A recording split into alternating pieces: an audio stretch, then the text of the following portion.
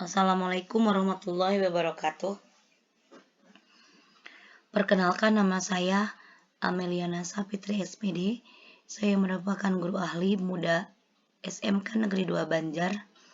Pada kesempatan ini, saya akan menyampaikan pemecahan masalah pembelajaran bahasa Indonesia, yaitu terkait minimnya kemampuan berpikir kritis peserta didik. Adapun hal-hal yang akan saya bahas pada video kali ini adalah yang pertama, deskripsi permasalahan, kemudian yang kedua, akar permasalahan, yang ketiga, alternatif solusi, yang keempat, hasil pemecahan masalah, dan yang kelima, sumber rujukan solusi atau pemecahan masalah.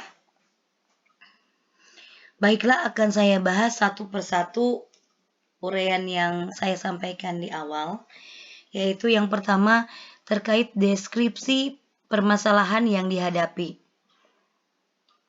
Selama pembelajaran pada bulan September ini, permasalahan yang saya hadapi diantaranya adalah kurangnya kemampuan peserta didik dalam bernalar kritis.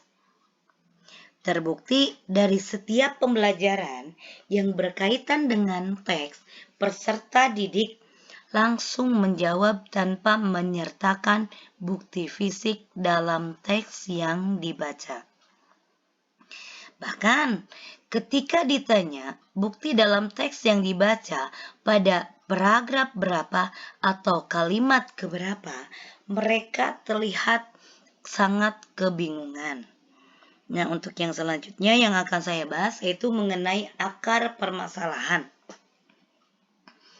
Akar permasalahan minimnya kemampuan bernalar kritis siswa adalah kurangnya literasi peserta didik. Sehingga ketika dihadapkan dengan teks dan pertanyaan yang berkaitan dengan bernalar kritis, mereka sangat kesulitan. Selain itu, faktor lainnya adalah mereka yang terlalu nyaman dengan hanya menerima informasi tanpa mencerna terlebih dahulu setiap informasi yang terdapat dalam teks. Untuk yang selanjutnya yaitu yang ketiga, alternatif solusi yang diambil oleh saya sebagai guru mata pelajaran diantaranya adalah dengan membiasakan peserta didik berpikir kritis untuk setiap bahasan. Karena bahasan untuk bahasa Indonesia itu dominan adalah teks.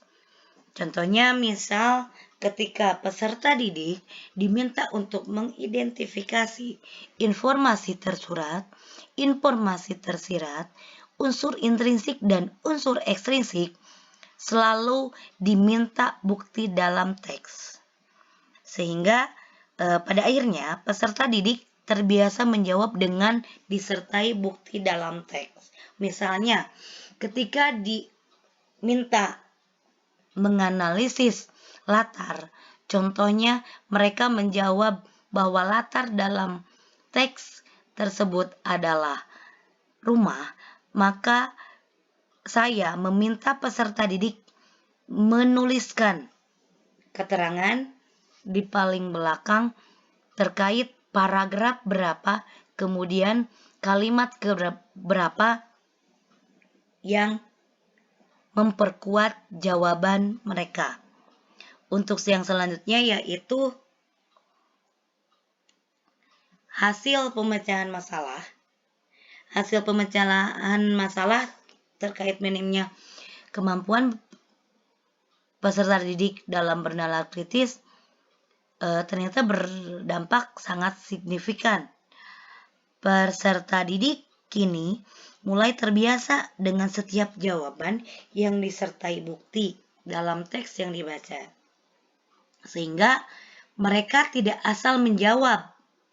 Nah, kebiasaan seperti ini jika sudah dibiasakan sejak dini, sejak awal, maka tingkat kemampuan bernalar kritis peserta didik akan terbentuk sejak dini, sehingga pada akhirnya mereka tanpa diminta pun bisa memberikan jawaban yang lebih dalam terkait